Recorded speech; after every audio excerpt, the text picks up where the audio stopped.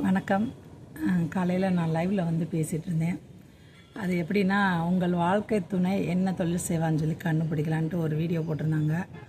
அதில் வந்து அது கொஞ்சம் சிக்கலாகவே இருந்துச்சு. அதில் அவங்க சில நட்சத்திரங்கள் பேர் சொல்கிறாங்க.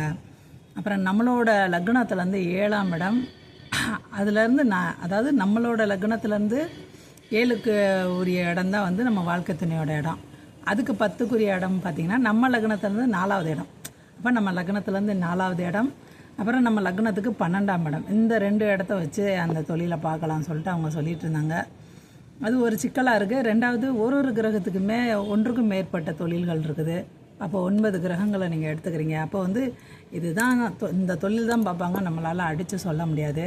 அதே மாதிரி வரன் எந்த திசையில் அமையும் அப்படின்றது முன்னாடி வந்து ஒருத்தரும் ஒரு கிராமத்தை விட்டு அவ்வளோ சீக்கிரம் எங்கிட்டும் இடம்பெயரவே மாட்டாங்க. பழைய காலத்தில் பார்த்தீங்கன்னா, இப்போ வந்து நம்மளோட சூழல் காரணமாக நம்ம எங்கெங்கேயோ இடம் மாறிக்கிட்டே இருக்கிறோம். நம்ம அப்பா அம்மாவே ஒரு இடத்துலேருந்து இன்னொரு இடம் ஷிஃப்ட் ஆகிறாங்க. அப்புறம் நம்ம இன்னும் வேறு ஒரு இடத்துக்கு ஷிஃப்ட் ஆகிற சூழ்நிலை இருக்குது. அதனால அந்த திசையை வந்து வரையறுக்க முடியாது. இந்த மாதிரி நம்ம கவனத்தை செதற விடக்கூடாது. ஒரு ஜோதிடம் ஜாதகம் பார்க்குறதுல வந்து நம்ம முக்கியமான விஷயம் எதுவுமோ அதை பார்த்தாலே போதும். தொழிலை பொறுத்த வரைக்கும் அவங்கவுங்களுக்குன்னே ஒரு ஜாதகம் இருக்கும், அதில் பார்த்தாலே போதும். தொழில் இப்போ குழந்தை பாக்கியத்துக்கு பார்க்கணுன்னா கண்டிப்பாக கணவன் மனைவி 2 பேரோட ஜாதகமே தேவைப்படும். குழந்தை பாக்கியம் பார்க்குறது ஒரு ஜாதகத்தை வச்சுட்டு பார்க்க முடியாது. அதே மாதிரி மற்ற எல்லாமே, ஒரு தொழில் பார்க்கணும், ஒரு சேமிப்பு எப்படி இருக்கும், அதெல்லாம் பார்க்கணுன்னா அவங்கவுங்களோட சொந்த ஜாதகத்தில் தான் பலன் பார்க்கணும்.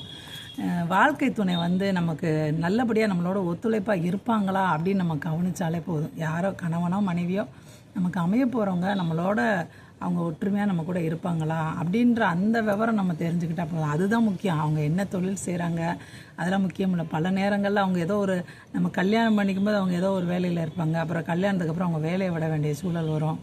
கல்யாணம் முடிக்கும்போது வேலையில் இல்லாமல் இருப்பாங்க. அப்புறம் கல்யாணம் முடிஞ்ச பின்னாடி அவங்க ஒரு வேலைக்கு போகிற சூழல் வரும். அதனால் அது வந்து நிலையான ஒரு விஷயம் கிடையாதுன்றதை நம்ம எடுத்துக்கணும். அதில் நம்ம கவனம் செலுத்த தேவையில்லை. ரெண்டாவது, நம்மளோட ஜாதகத்தை வச்சுக்கிட்டு நம்மளுக்கு வரப்போகிறவங்க என்ன தொழில் பார்ப்பாங்கன்றது பார்க்குறது உங்களுக்கு அது தெளிவான பலன்லாம் கொடுக்க போகிறதில்ல.